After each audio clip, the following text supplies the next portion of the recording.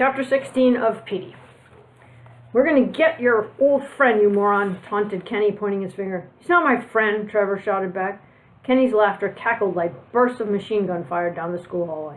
"That crippled fossil is your true love," he hooted. "He is not," Trevor mumbled under his breath as he headed for his math class. He wished he had never seen the old man or protected him from snowballs. When school let out that afternoon, Trevor paused on the front steps. All of last week, he had purposely avoided going near the nursing home. Now, he was worried by Kenny's threat. Reluctantly, he walked in that direction. As Trevor neared the big gray building, he spotted Petey parked out on the front lawn in the sun. If the three bullies were going to hassle the old man, it would probably be right after school. Trevor sat down behind a hedge half a block away and began his watch. Staring at the distant man in his wheelchair, Trevor shook his head. How could somebody locked inside their body ever be happy? Sissy had said Petey had no family. Lots of people don't have much family, Trevor mumbled, kicking at the grass. This whole thing was making Trevor mad. It wasn't fair that jerks like Kenny picked on someone who was helpless. It wasn't fair that someone should be born locked inside their body.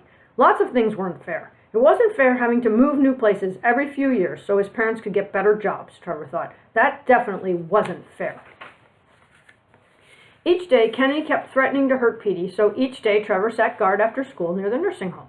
He couldn't believe how the old man sat for hours without speaking to anybody. What would it be like to be trapped inside a body, not even able to scratch an itch? Trevor decided there was no way this Petey guy could be happy.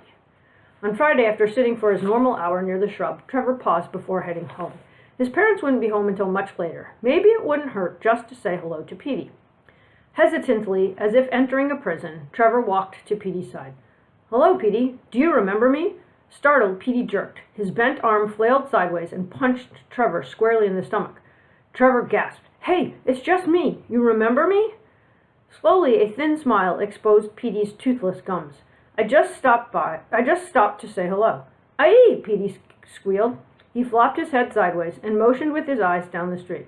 "Yeah, I just came from school." "Oh," Petey said, looking down the street at the hedge where Trevor had been sitting. "Did you see me sitting by the hedge?" Trevor asked. "Aye, aye," Petey squealed, smiling.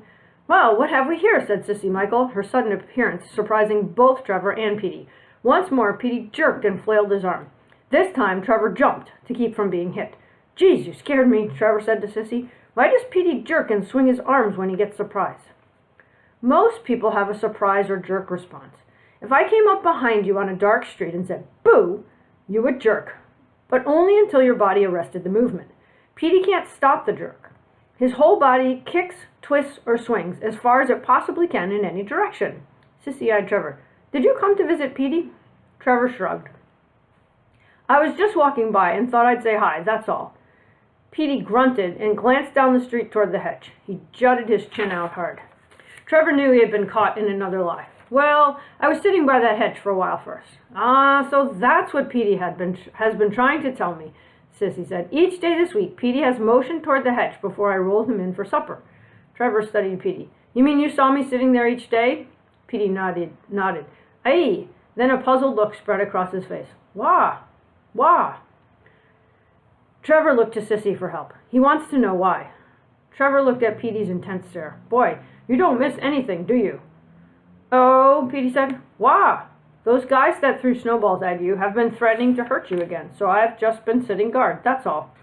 "So you do know who threw the snowballs?" Sissy's eyes were accusing. "I can't tell on them or they'll kill me," Trevor said, looking down. Petey motioned back toward the hedge. Again he asked, "Why?" "Petey wants to know why you sat by the hedge instead of coming to talk with him." Trevor didn't know what to say. Everything he did seemed wrong. Around this old guy, things got all screwed up. First he had tried to protect the guy, and now he was accused of hurting him.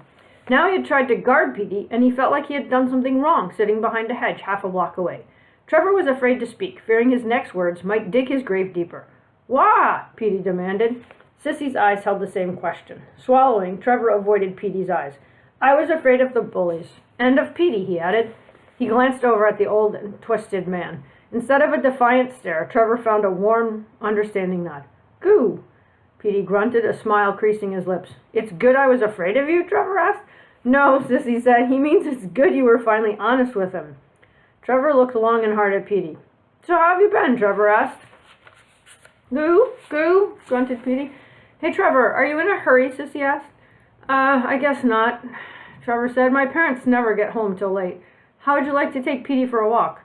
Trevor balked. I've never done anything like that before. Petey smiled broadly. It's easy, Sissy said. Here. She reached down and released a lever locking each rubber tire. Just be careful going off curbs or over bumps. This old chair has seen better days, she motioned. Go ahead, try. Carefully, Trevor pushed the contraption forward. What if I don't understand what Petey says? He asked, attempting to end this foolish venture. Sissy laughed. He'll teach you. Big help Sissy was, Trevor thought, as he started down the street. He looked around as he walked. With luck, nobody from school would see him. More than anything, he was glad to be behind Petey, away from his prying eyes. Several times, Trevor asked Petey questions, but couldn't understand the grunted responses. Petey seemed lost in his own world. He closed his eyes as they walked, cooing softly as if he were absorbing the early spring air. People driving past twisted their necks to stare. Trevor wanted to crawl into a big hole. What in the world was he doing, walking along a city street, pushing a stretcher-like wheelchair, holding a bent old man? Petey noticed every little sound or movement. A huge truck roared past, beeping its horn. Petey flung his arms from side to side, smiling and laughing. Oh, boy! Oh, boy! He squealed. His expression beamed so intensely, Trevor laughed. That sure was loud and big, wasn't it? Trevor realized that Sissy was right. It didn't take much to make Petey happy. Trevor also realized that if he was ever to communicate with Petey, he would have to learn a new language. Lastly, he discovered that Petey's wheelchair was a pile of junk. He had to stop 4 times to pull the rubber tire back on the wheel. The frame was broken and threatened to collapse with each bump. As they rounded the corner, Trevor heard a loud laugh. He looked up to find Kenny, Bud, and String barely 100 feet away, blocking the sidewalk. Well, look who it is, Bud yelled, the fossil and the dork.